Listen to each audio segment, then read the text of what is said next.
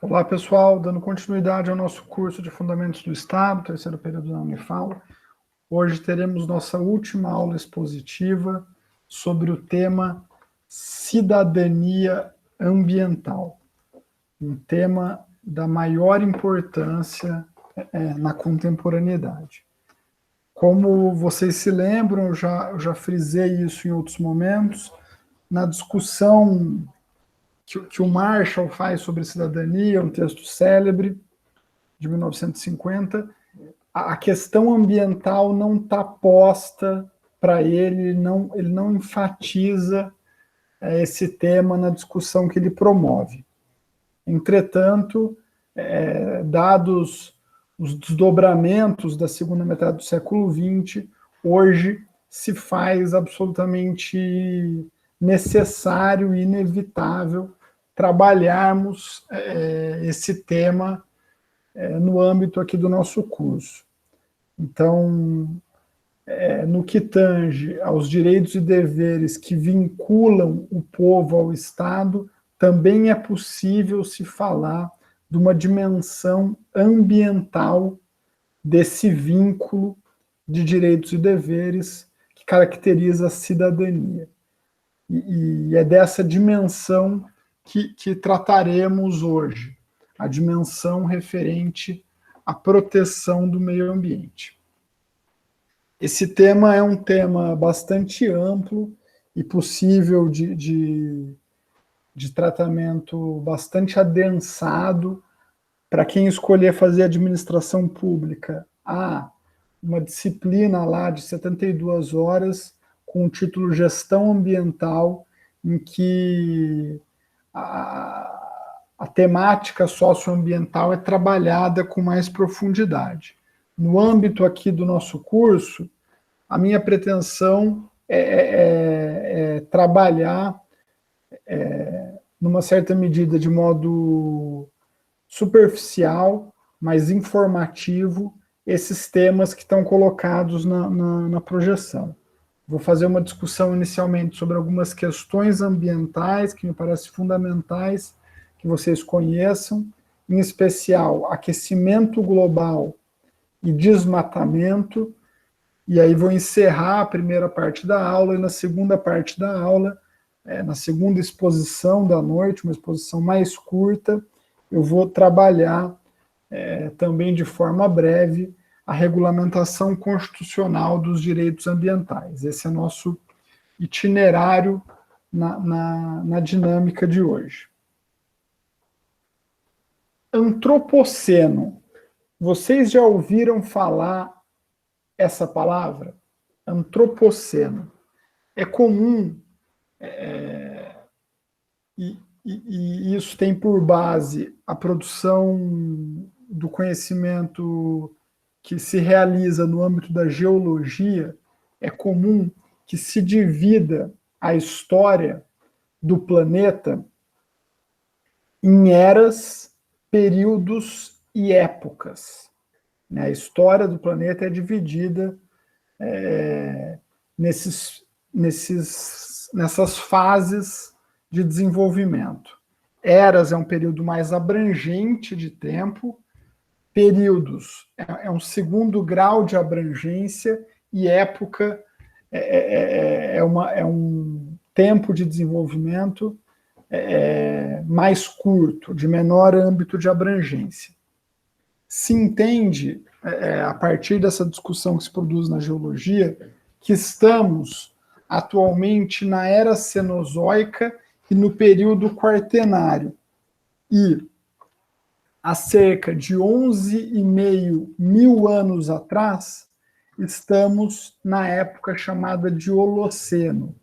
Todo o grande desenvolvimento da humanidade, da civilização, se deu nesse período, nessa época geológica, melhor dizendo, o Holoceno, que possui as condições climáticas adequadas para o desenvolvimento da espécie humana e para a ocupação do ecossistema terrestre por povos humanos, homo sapiens, pessoas humanas. Entretanto, desde o final da década de 80, quando se passou a discutir com mais intensidade a problemática ambiental, algumas vozes começaram a se levantar para questionar se ainda estamos no Holoceno, se essa época geológica, que, pela definição contemporânea da geologia, mantém-se vigente, se ela ainda é útil para denominarmos e entendermos a época geológica atual, ou se, como defendiam essas vozes que passaram a se levantar no fim da década de 80, o grau de intervenção humana na biosfera já é tão elevado e as mudanças biogeoquímicas percebidas na biosfera, no globo terrestre, já são tão significativas que é necessário falarmos de uma nova época geológica.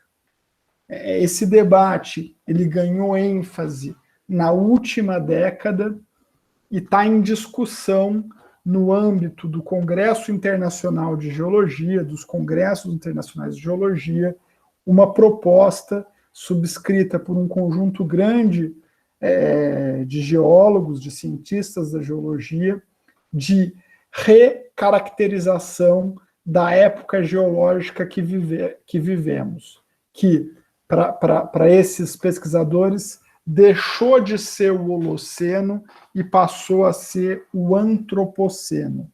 Antropo de homem, significando que o grau de mudança da realidade biogeoquímica do planeta já é tão significativo que a época geológica que vivemos não é mais a mesma do que a que vivíamos nos últimos 11,5 mil anos.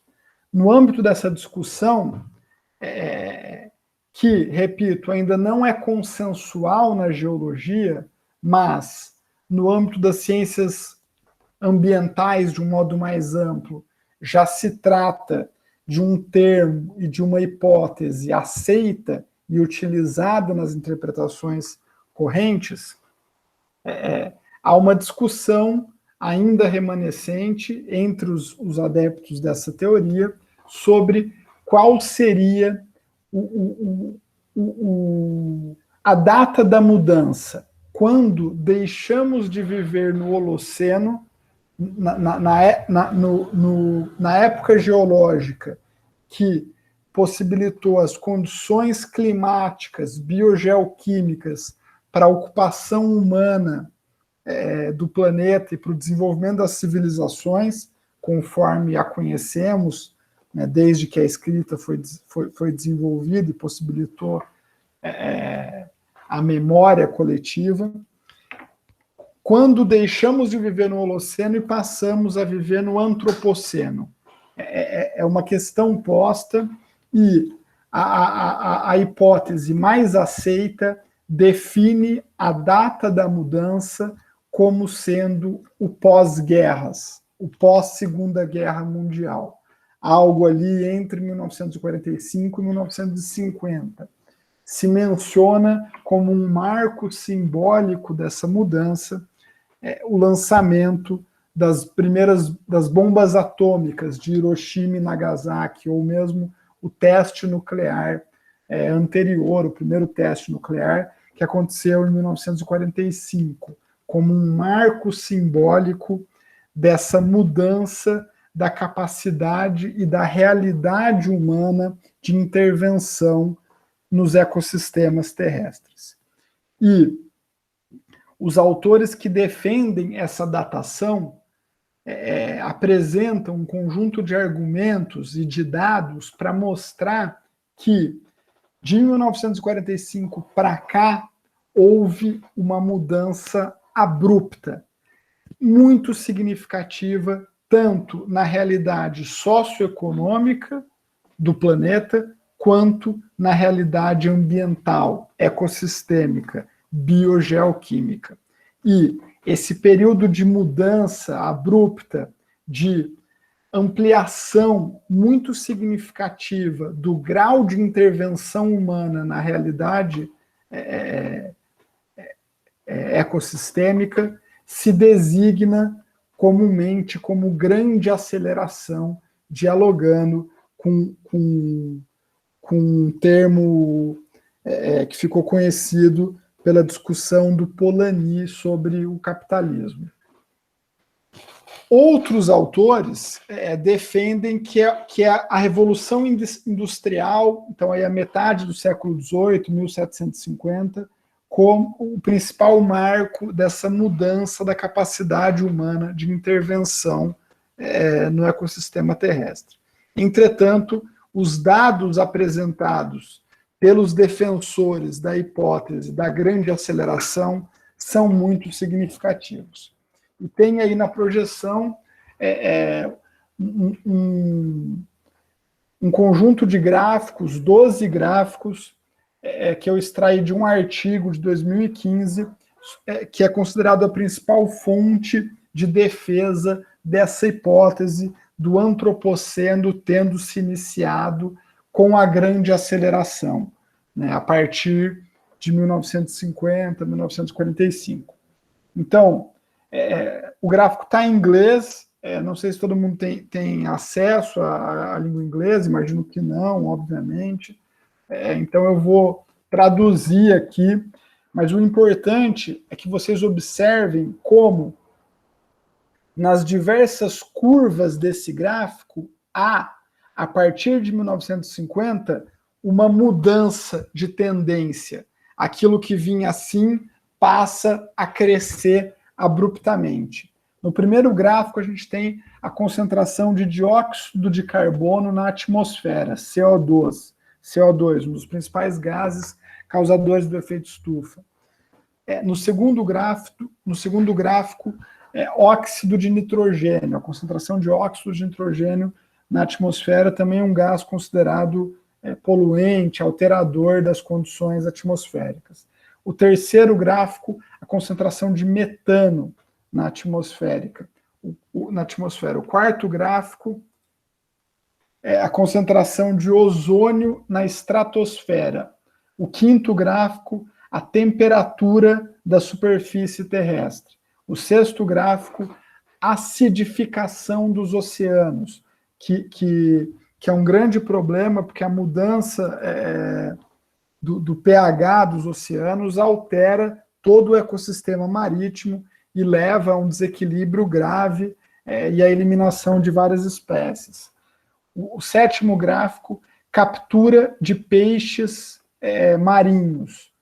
O outro, aquacultura de camarão, salvo engano, shrimp. O nono gráfico,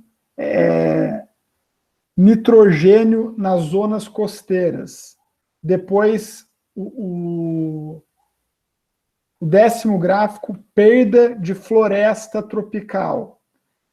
O 11º gráfico, domesticação de terra, né? Ou seja, a terra deixa de ser destinada aos ecossistemas terrestres e passa a ser ocupada pelo homem. E, por fim, degradação da biosfera terrestre. A apresentação desse conjunto muito significativo de dados que se referem à atmosfera, a solo e floresta e as águas oceânicas, é o que fundamenta os defensores dessa datação para a mudança do Holoceno para o Antropoceno. E eles defendem que, com essa mudança tão significativa em tantos fatores biogeoquímicos, não é possível mais falar que estamos na mesma época geológica. E os autores associam esse conjunto de mudanças na realidade ambiental com um conjunto de mudanças na realidade socioeconômica que tem o mesmo período como marco. Então percebam aí nesse outro conjunto de gráficos como esse momento da evolução histórica também é um momento de ruptura, de mudança de tendência, de aceleração. A gente tem aí gráficos de população, PIB, investimento estrangeiro direto, população urbana, uso primário de energia, uso de consumo de fertilizantes, represamento de águas, né, grandes represas, uso de água, produção de papel, transporte, telecomunicações e turismo internacional. E os autores, eles enfatizam ainda nessa discussão sobre a grande aceleração e sobre o antropoceno, que são os países mais ricos do mundo os maiores responsáveis por essas mudanças socioeconômicas. Embora a população tenha crescido nesses últimos 50 anos, 60 anos, com mais ênfase nos países de riqueza intermediária ou nos países mais pobres, que nesse gráfico são as cores mais claras, o produto interno bruto, o consumo de fertilizantes, a produção de papel, o represamento de água, o uso de transporte, de telecomunicações, tem se dado principalmente nos países mais ricos. Então, também, essa discussão enfatiza a diferença de responsabilidade por esse processo de alterações socioeconômicas e de alterações biogeoquímicas que caracteriza a grande aceleração e a mudança da época geológica em que vivemos. E aí um outro conjunto de conceitos e de discussões sobre esse tema, também fundamental para compreendermos a contemporaneidade da problemática ambiental, discute o que eles chamam de fronteiras planetárias. As fronteiras planetárias, para esses autores, são os espaços em que alguns processos ecológicos ocorrem de forma segura, de modo a permitir a reprodução da vida como a conhecemos hoje na biosfera terrestre. São várias as fronteiras planetárias e as principais são a climática e a integridade da biosfera, ou a biodiversidade. Para esses autores, há uma zona de conforto na qual os processos ecológicos ocorrem de modo seguro. E há situações que colocam em risco esses processos ecológicos e, como consequência, colocam em risco a capacidade de reprodução da vida na biosfera terrestre como a conhecemos hoje. E, para os autores que discutem esses temas, no que tange a integridade da biosfera e no que tange a alguns ciclos bioquímicos, estamos já em sinal vermelho, estamos já rompidos, né, já rompemos a fronteira planetária. Né, em relação a esses ciclos biogeoquímicos, a capacidade de reprodução da vida, como a conhecemos hoje no planeta, já está ameaçada. E, em relação a outras fronteiras planetárias, estamos no sinal amarelo, estamos com a capacidade de reprodução desses ciclos em risco. E o mais importante deles as mudanças climáticas, o aquecimento global. Então, esse conjunto de conceitos, antropoceno, grande aceleração e fronteiras planetárias, são os conceitos mais atuais para se entender a problemática ambiental no mundo. Tanto que os gráficos que eu trouxe, eles estão até em inglês, como assim, uma boa parte do material que eu apresento aqui para vocês, porque ainda não foi traduzido, isso não tem reproduzido em português com essa qualidade. E são conceitos essenciais para entender a gravidade da situação que enfrentamos. O nosso grau de intervenção humana no planeta já é tão elevado que se discute na ciência da natureza que não estamos mais na mesma época geológica. Mudamos de forma tão intensa os ciclos biogeoquímicos do planeta que a época geológica em que vivemos já se alterou. E, no momento contemporâneo, estamos em risco de romper fronteiras planetárias. Estamos já, em relação a alguns ciclos biogeoquímicos, em alerta vermelho. Já rompemos a fronteira da capacidade de reprodução da vida como a conhecemos hoje. Eu estudo conflitos ambientais, esse é meu tema propriamente de pesquisa desde a graduação. Eu trabalhei com isso muitos anos no Ministério Público de São Paulo, também já fiz parte do Conselho de Defesa do Meio Ambiente, lá de Ribeirão Preto, onde eu residia, de modo que toda a minha pesquisa e boa parte da minha militância se vinculam a esse tema. Esse é o tema do meu trabalho e da minha atuação cívica, digamos assim. Eu defendi recentemente o meu doutorado em sociologia, defendi no ano passado, vai fazer um ano, lá na USP, e eu estudei o desenvolvimento histórico dos conflitos ambientais relacionados ao uso da terra no Brasil. E a gente vivenciou no Brasil, eu acho importante que vocês saibam disso, um longo processo de luta pela terra que se inicia quando se inicia a colonização do país. Os povos ameríndios que aqui residiam e que habitavam todo esse continente começaram, já naquele momento, ao combater a colonização, já começaram a também defender os ecossistemas naturais aos quais o seu modo de vida estava associado. A gente tem alguns marcos importantes no desenvolvimento histórico das lutas ambientalistas no Brasil. Eu não pretendo aqui explorá-los todos. Esse seria um tema para uma ou várias aulas específicas.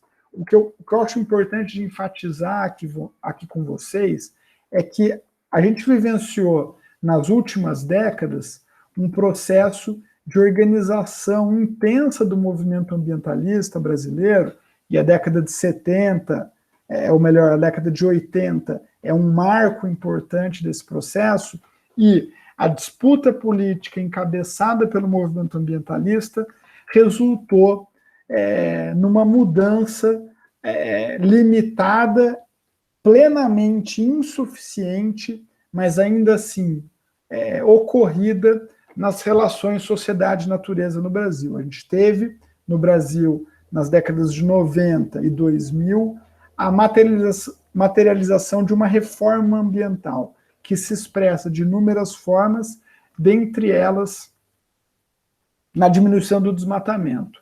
Entretanto, os setores que se beneficiam desse modo insustentável, predatório de produção, eles se reorganizaram e nessa última década, a década de 2010, a gente vivenciou no Brasil o que eu chamo de um movimento de contra-reforma ambiental.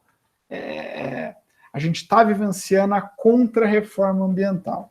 E aí são várias as características da contra-reforma ambiental. Eu ainda vou escrever alguns artigos sobre isso, mas o que a gente tem vivenciado de importante é a ampliação do desmatamento, que está ocorrendo em vários biomas, em todos os biomas brasileiros, o desmonte das instituições ambientais federais, algo que se intensificou muito no governo Bolsonaro, tal qual o aumento do desmatamento, e a fragilização da regulamentação normativa, o passar a boiada do ministro Salles.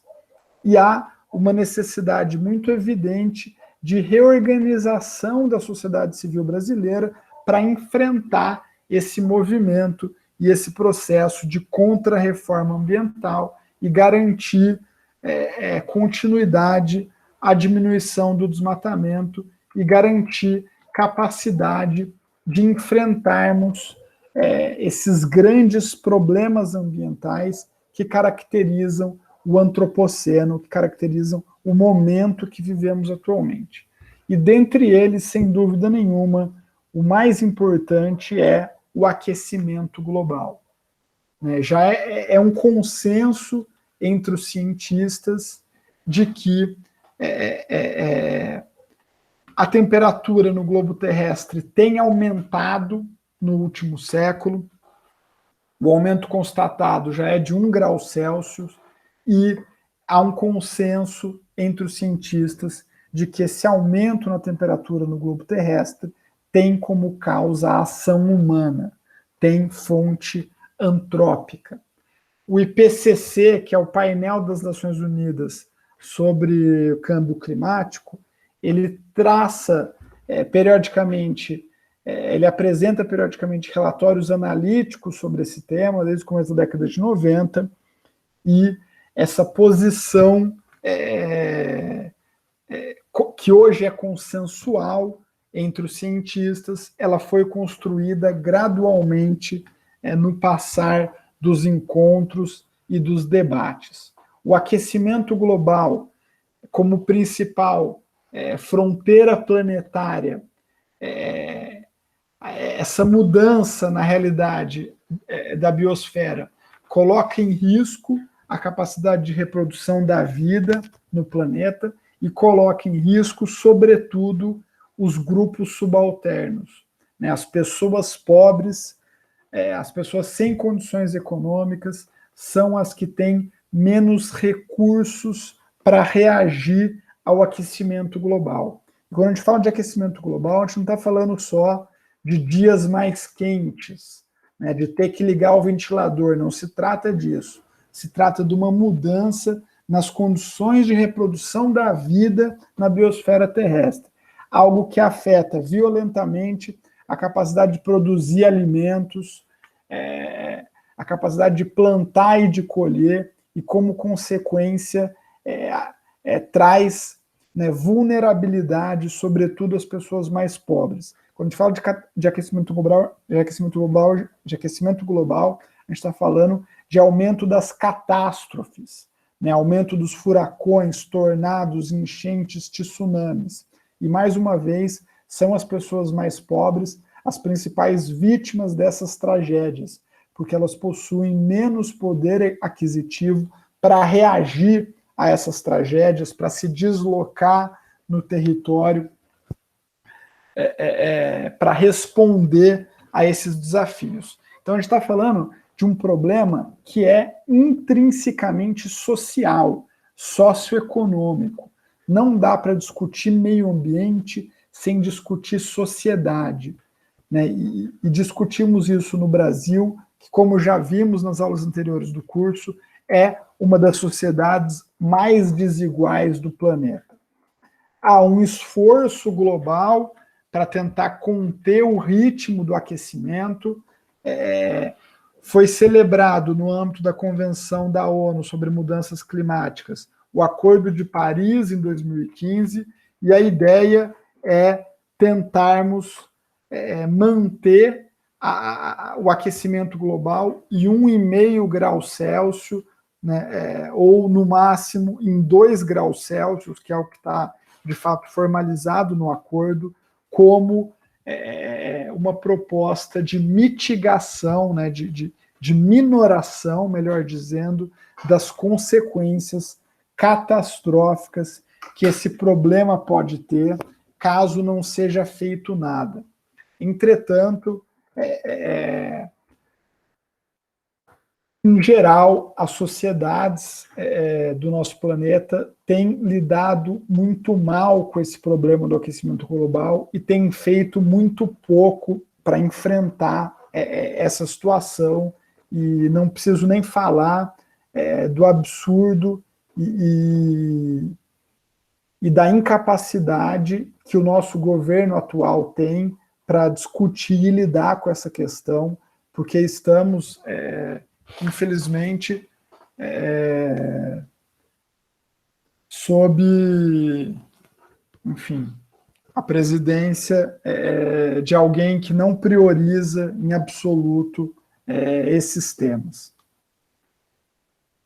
Bom, no âmbito, o aquecimento global é algo que vocês já sabem, né, ouvem muito, ele é uma consequência do efeito estufa. O efeito estufa é algo essencial para a vida na Terra, né? Existem um conjunto de gases na atmosfera que garantem que uma parcela do aquecimento solar se mantenha na superfície planetária, e com isso a vida pode se desenvolver, né? Se não houvesse efeito estufa, não haveria possibilidade de vida na Terra. Entretanto, a ampliação da presença desses gases na atmosfera leva ao aumento da capacidade atmosférica de conter o calor, e isso é o que gera o aquecimento global. Esses gases são chamados de gases do efeito estufa, ou GEE em português, e no âmbito global, essa é a proporção de contribuição para o aquecimento global de fontes diversas, né? Então, a gente tem a eletricidade e aquecimento contribuindo com 25%, agricultura, silvicultura e uso da terra, e aqui está incluso desmatamento, com 24%, indústria, 21%, transporte, 14%, energia, 10%, construções, 6%. O Brasil, entretanto, ele apresenta um perfil muito diferente de emissão de gases do efeito estufa. Quando a gente fala de Brasil, a gente está falando de um dos emissores de gases do efeito estufa, né? O Brasil atualmente é o 6º principal emissor no planeta. E o perfil de emissões do Brasil é concentrado na produção agropecuária, seja em virtude do desmatamento. Então, em verde ali, a gente tem o que é consequência de desmatamento, que são as mudanças de uso da terra, seja o que é consequência direta da produção agropecuária, sobretudo da bovinocultura, em virtude da ruminação do gado bovino. A agropecuária está em amarelo, 25% para 2018. Energia é vermelho, resíduos azul e processos industriais 5%. Então, no Brasil, a agropecuária, né, com o desmatamento e com a bovinocultura, né, em virtude principalmente do desmatamento da bovinocultura, são os principais responsáveis pela emissão de gases de efeito estufa. No acumulado entre 1990 e 2018, a agropecuária responde por 80% dessas emissões, incluso nisso o desmatamento.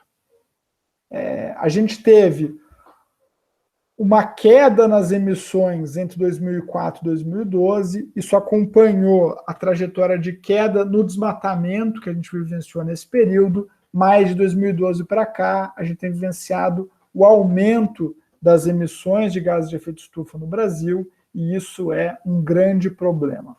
Entre os estados brasileiros, há uma estrutura muito diversa de emissão, e eu não terei tempo aqui de desenvolver uma reflexão mais aprofundada sobre esse tema e sobre um outro tema importante, que é o uso da energia. Eu quero passar a discutir com vocês também de forma breve o tema do desmatamento, que é absolutamente associado ao tema do aquecimento global, porque, como a gente viu, no caso do Brasil, o desmatamento, as mudanças de uso na terra, o principal vetor de contribuição para o aquecimento global, respondendo por 44% das emissões do Brasil no ano de 2018. Quando a gente fala de desmatamento no Brasil, a gente está falando de algo que acontece há muito tempo, né? Algo que acontece de maneira sistemática no último século, né? Mas algo que acompanha o próprio processo de colonização do país. é o principal problema ambiental do Brasil, sem dúvida nenhuma. A gente tem uma riqueza biológica imensa no país. A floresta amazônica é um patrimônio, sem dúvida, da humanidade, no sentido da grande biodiversidade que a floresta tem e da grande importância biogeoquímica da última grande floresta tropical do mundo. O desmatamento no Brasil está intrinsecamente associado à expansão da fronteira agropecuária, ao desmatamento seletivo, encabeçado pelas madeireiras para extração de madeira, mas o corte raso, né, que deixa de fato a terra devastada, queimada, é feito para a ocupação agropastoril daquelas áreas, para plantar soja, mas sobretudo para colocar gado. Né, eu tive lá na Amazônia várias vezes, esse é meu tema de pesquisa, de discussão, é uma realidade que eu conheço com algum grau de aprofundamento. A gente é uma das sociedades que mais desmatam no mundo, então tá aí, por exemplo, um comparativo que eu montei para o doutorado, dados de 2016, um comparativo aqui de área desmatada entre 1990 e 2016, com dados da ONU.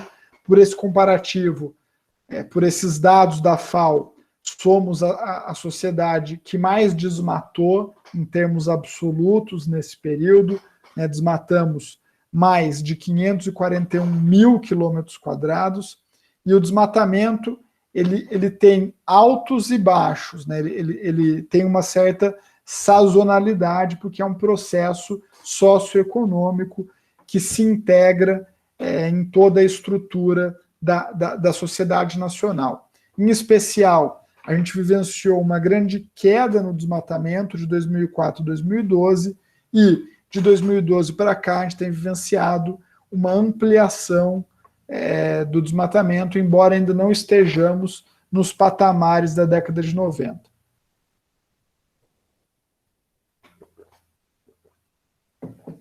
Além de sermos uma das sociedades que mais desmatam no mundo, somos também uma das sociedades que mais possuem área florestal. Né? Cerca de 58% do território brasileiro ainda é ocupado por ecossistemas nativos. Né? Boa parte da Amazônia ainda está preservada.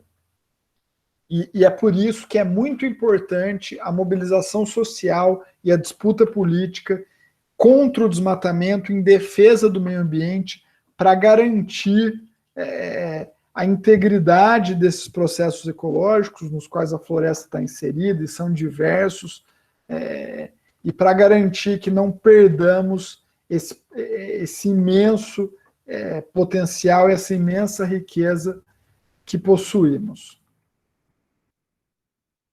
A maior parte do desmatamento é ilegal. Saiu um dado, um relatório interessante ano passado, feito por uma organização brasileira que discute esse tema, evidenciando a ilegalidade do desmatamento e evidenciando que é minoritário o número de proprietários rurais que se envolvem em práticas de desmatamento. É menos de 1% do total de propriedades rurais se envolveu em desmatamento no ano de 2019. Do ponto de vista da produção agropecuária, o desmatamento ele é totalmente desnecessário. A gente já tem no Brasil área agrícola e área agropecuária suficiente para triplicar a nossa produção nos próximos anos, sem necessidade de abater uma árvore sequer. O grande nó da nossa produção agropecuária é o caráter extensivo da pecuária. A gente tem um índice de ocupação territorial de menos de uma cabeça de gado por hectare. Isso é uma vergonha, um absurdo, porque boa parte dessas áreas que são desmatadas, elas têm como fim a especulação fundiária. Né? O cara que desmata quer ganhar dinheiro vendendo aquela terra para outra pessoa. ele não está necessariamente interessado em ser um grande produtor, um grande pecuarista, né? O grande nó para o nosso desenvolvimento agropecuário hoje é esse, né? A gente tem setores muito qualificados na produção agropecuária, altamente envolvidos em tecnologia, altamente utilizadores de tecnologia, e a gente tem outros setores absolutamente problemáticos, predatórios e que trazem consequências muito negativas para o meio ambiente, né? Além de uma grande desigualdade que caracteriza as nossas relações rurais ainda no país, né? Que também é um outro tema fundamental. Então, em síntese, esse é um panorama geral sobre desmatamento no Brasil contemporâneo. E aí eu encerro essa primeira parte expositiva da aula, trazendo algumas questões para vocês, aí, quem estiver interessado em participar aqui no debate síncrono. Como que o aquecimento global afeta a vida de vocês? Vocês acham que o desmatamento deve ser contido, mesmo se ele gerar riquezas? Que problemas ambientais estão mais próximos de vocês e como lidar com eles? E o que vocês têm feito em relação a esses grandes problemas ambientais do Brasil? Estou encerrando aqui a gravação e abro aí para discussão dos presentes e das presentes na aula síncrona.